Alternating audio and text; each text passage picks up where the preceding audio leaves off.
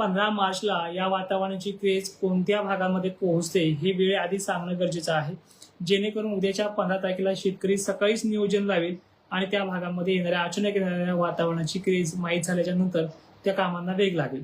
मित्रांनो, व्हिडिओमध्ये प्रत्येक गोष्टी आपण सांगतो ते सांगण्यामध्ये आपला अर्थ तुम्हाला सतर्क करणं आहे, तुम्हाला घाबरवणं नाहीये।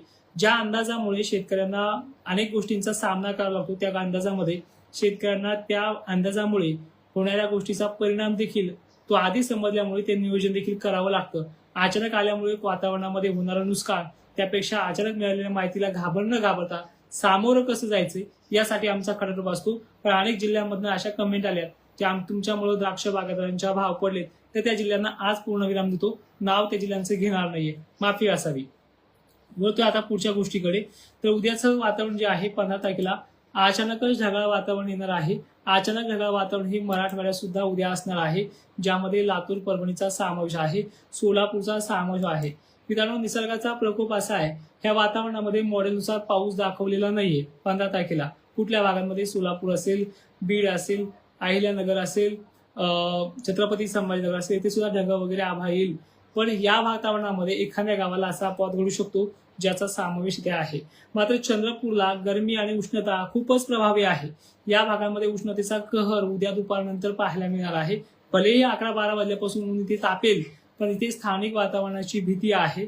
चंद्रपूरच्या आणि हिंगणघाटच्या मधल्या भागांमध्ये वातावरण सिस्टीम उद्या दुपारनंतर सक्रिय होण्याचा अंदाज आहे।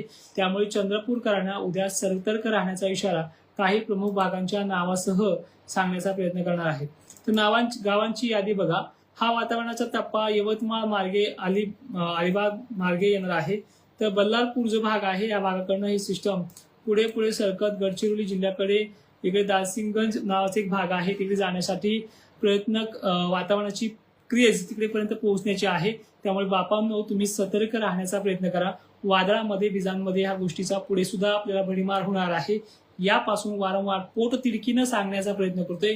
यामागे इंस्टाग्राम असेल, फेसबुक असेल किंवा सोशल मीडियाच्या माध्यमातून पैसे कमवण्याचा प्रयत्न नाही, यामागे तुम्हाला आमच्या थ्रू काही देण्याचा देखील प्रयत्न करण्याचा आहे। मी तुम्हाला वारंवार 2-3 दिवसापासून म्हणतो की 14 आणि 15 ही सुरुवात करणारी तारीख आहे। त्याची क्रेज कोल्हापूर असेल, बेळगाव असेल, कर्नाटक असेल, तिथे सुरुवात झाली। तिथल्या शेतकऱ्यांचे व्हिडिओ पाहिले, मनाला चटका मिळालाय। पण ही गोष्ट पुढे होऊ नये, अक्षरशः जे आणता येईल तसं सुद्धा आणण्याचा आपण प्रयत्न करू। मान्य आहे, सगळ्यांनाच ही गोष्ट माहीत व्हायला शासकीय हवामान खात्यापेक्षा इतरही तज्ज्ञ सांगण्याचा प्रयत्न करतात। त्यामुळे सगळीकडे ह्या गोष्टी व्हायरल होतात, त्यामुळे मिळणारा मजूर किंवा मिळणाऱ्या मशिनरीला या परिणाम होतो हे आम्हाला सुद्धा जाणतोय। पण त्या ताकदीनं गरीब शेतकरी मागे राहू नये, त्यांना ती आणता येईल घरामध्ये, यासाठी आमचा खटाटोप असतो। तुमच्या प्रश्नांना उत्तरे घेणारच आहोत। तत्पूर्वी उद्या काय घडणार आहे 15 मार्च बद्दल हे आपण सविस्तर पहिले ऐकूयात। बघा, लक्षात घ्या, सांगली, सोलापूर, हुबळीला सुद्धा उद्या वातावरण ढगाळ होईल। हुबळीमध्ये उद्या सुद्धा पाणी आहे, काही ठिकाणी तो पडेल। अहिल्यानगर ते संभाजीनगर, शिर्डीसह परिसरामध्ये वातावरण खूप किचकट आहे, पण इथे धोका नाहीये।